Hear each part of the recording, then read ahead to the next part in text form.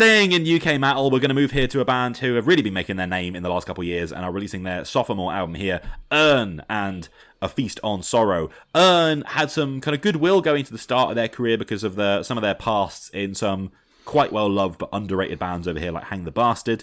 But then their debut album in 2021, Serpent and Spirit, became one of the most spoken about heavy debuts of the current decade. How big were you guys on Serpent and Spirit? And I guess what hopes did you have going forward? Because that record got quite a bit of frothy reaction. Yeah, I really liked it. I think we were all pretty positive when it was me and Alec on the review. Yeah. We were all into it, just big riffy metal. I'm down for that. And initially I was kind of like, I'd take more of that, just heavy, kind of just powerful, Mastodon influenced, Gojira influenced kind of UK metal. Totally cool with that.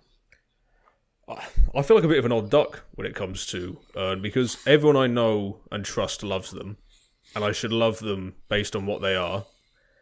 And I've never quite got it. Like the last album, I thought was decent, but I wasn't entirely grabbed by it. And then I saw them at Damnation, and I thought that was good too, but it didn't blow me away. And with Serpent and the Spirit, I found it to be quite a static record in that it has big riffs, and the performances were all dependably really good, but it kind of lacked that white-hot, anything-can-happen quality that I think Mastodon and Gojira certainly are able to use to their advantage. Like, it's an odd comparison, but it's a similar issue I've had with a couple of Trivium's records, where it's a flurry of riffs, and there's nowhere to poke a hole in terms of something bad about it. But that sort of white knuckle there in the moment element, which I think takes these sort of things to the next level, they didn't quite have it on Serpent and the Spirit, which I don't know if there's something else, but for me, a band that I feel like I should love, I've not met them there yet. Yeah, I mean, I sort of see what you're getting at, and to an extent I agree, because I liked Serpent and Spirit, and I think the best couple songs on it really do hold up as, like, quality pieces of metal. But I found the overall direction a little hard to gauge, because it was such a grab bag of, like, different types of song and different kind of feels of metal that it really felt like an obvious debut to me in the band, like, trying to name check as many of their influences as possible. I think the idea is there were lots of moments of, like, oh, this is exciting, oh, that's a cool riff, all that whatever, but it didn't necessarily add up into a greater whole. For me, this record, their second one, they went over and recorded it with Joe Duplantier, speaking of him. And I think this album is more unified. And whether that is a result of the content of the album driving it in a kind of particular direction emotionally, because there's a lot being said about this album's kind of lyrical focus on themes around dementia and kind of the slow loss of loved ones and that kind of thing, and that very much hangs over a lot of this record. Or whether it is the result of, like, working with someone as experienced and as excellent as songcraft within very heavy music as Joe Duplantier. But this album, I think, it makes the move from some of lots of different influences to Urne really, like, planting a flag and saying, yep, this is us. Yeah, I think this is a much more focused record. It does it on that much more emotionally raw, intense, just kind of blasts of powerful, crushing metal. But I think Joe's vocal delivery is so raw on this, where is that, like, it's not like a metal shout or scream, it's just him kind of barking and just retching his voice out as much as he can to get as much emotion from it, and that gives it, I think, a more unified direction it's pulling in, and I think that helps it a lot stand out. I think on this record, Urne have a lot more identity than they did the last time around, and I think a massive part of that is Joe, because as much as they are clearly a riff-centric band, like the guys in there, they love a riff, him and his vocal performance is comfortably the star of the show, because his screeches, they just bring this, like, uneasiness that make Urne, already by their second record, a much more exciting band to listen to than I think they were the first time around. And I still have some issues with the static quality of the performances, but having Joe, at least in his vocal performance, be willing to go to those white knuckle extremes, it massively ups the sort of dynamic range of the band. And I think that's something that they were lacking the first time. So I'm really pleased for them to have made that change this time around. Yeah, and I do think in just the musical front as well, it's still difficult to put in a box. Like, the natural thought is kind of progressive heavy bands that we have in the UK, like Conjurer or Tuskar. But Urne is so much more traditionally metal than that, right? With like a really heavy emphasis on like thrash riffing and heavy metal melodies, and it's something that I think with a more coherent direction of the album, I can appreciate about them even more on this record than I did the last one, because there is this band that feels like so classic yet so contemporary. It feels like something that won't age very much, like when a lot of what is popular in the moment will. And The Flood Came Rushing In I find to be such a dramatic opener. Like from that opening, where do the memories go? Which, with the backdrop of the themes of the kind of the loss of loved ones and everything, it feels like a very loaded kind of question that they bring back at the end of the record as well. But like this brilliant wall of thrash metal guitars comes in at that point. And again, like I saw this band at Bloodstock the weekend this album came out, and like that riff and that tempo really hits that spot live. And I think the way they take these thrash riffs but make these like quite labyrinthine songs out of them. Weirdly, I was reminded about like some quite obscure thrash records from kind of the back end of its original era, like the later Dark Angel records, when they do like these really odd long structures, or like Coroner for that kind of like technicality. And it's cool hearing the spirit of that, like, ambitious for their time underground metal records channeled through the lens of like, the kind of post Mastodon and Gojira world. Yeah, I think one of the things I struggled with The Serpent and the Spirit was that there were loads of ideas in each song, but it was kind of hard to pick out the songs individually because of that. Like each song felt like it had to have everything in it. And one thing that I think they've improved on this time, and I think you touch on it when you make that Dark Angel comparison, is they're able to go, this is the song that does this job, this is the song that does this. And just as an emotional journey, injecting them with... Each song certainly has its flourishes, which deviate from the predictable pattern you'd expect a song that's meant to, this song's meant to make you sad, this one's meant to be really heavy, or what have you. They certainly veer off the path, but I think it makes it a lot more of an engaging listen. And like you say, the references not being so direct as just, oh, here's a Metallica riff. It's like, oh, you actually have to seek out where this may have come from.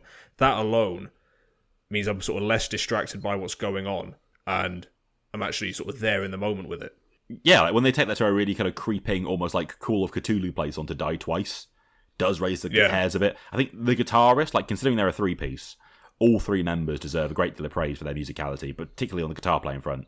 There's a lot where you're just like, that's legit. Like super hard riffing, but just as much like beautiful lead guitar playing that pairs that quite well with the next band we're reviewing, but also like, kind of seamlessly linked in together in something like the closing track. And then you have, again, Joe's vocals on this album are like a lot more twisted and tortured than I remember them being. And, The Flood Came Rushing In goes to these really like frenzied howling places, like he's clawing at his face, and then he's really pushing himself to these really kind of twisted demonic gutturals in A Stumble of Words and the title track, which also has this kind of really dejected like chorus. And I think he really elevates this from like a quite tasteful, delicately put together kind of progressive thrash metal record to a real purging of sorts, because I think you hear a lot about records with like real emotion coming out of metal, particularly the more modern kind of immaculately produced end, and I just don't think that comes out in the performances and the recording.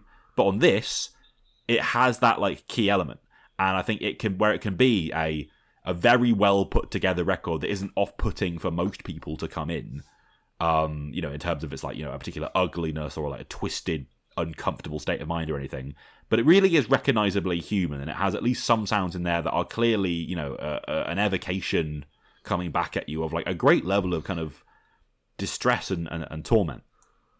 I mean, he is the thing I really love about this record. I really like this record, but, long, drawn-out metal album with 2 11-minute songs can be, for me, sometimes a little bit hard work. But when I've got his kind of vocal performance and character and emotional journey to kind of grasp onto, combined with like, Stumble of Words being this like massive limit track, you still get these like crushing, hard-hitting 4/4 sort of stomping riffs where I'm going to go like, oh yeah, quite, that's a real headbang moment. But when he's allowed to just emotionally break through it and you get that grief from him, it's what I can grasp onto and be carried through these really drawn out longer songs. Yeah, I thought Stumble of Words was great. I thought it picks up that kind of just focused, kind of flowing energy that I think the title track on Serpent and Spirit has, where it has these really stirring chords at the start, and then it locks into that crunch, but it puts in so many great little like graceful guitar licks in there over the top. Yeah, I think it's an amazing song. I totally agree. But just saying, like,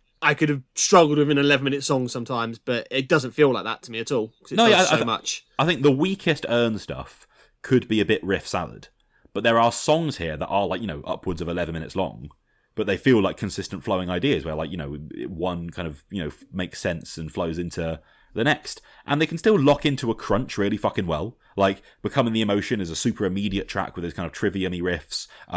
There's that, on the first record, there's that Palace of Devils and Wolves track that's just like a really mean, catchy riff. And The Burden here, with some of that kind of bit more nastiness, hits that as well. But it's not just that. And it ends on this place of like really stirring, blasting kind of emotional yearning with that, that kind of there must be more to life than this kind of whole part. I think the ceiling of the quality of the very best stuff on this, next to the very best stuff on the debut, is quite similar.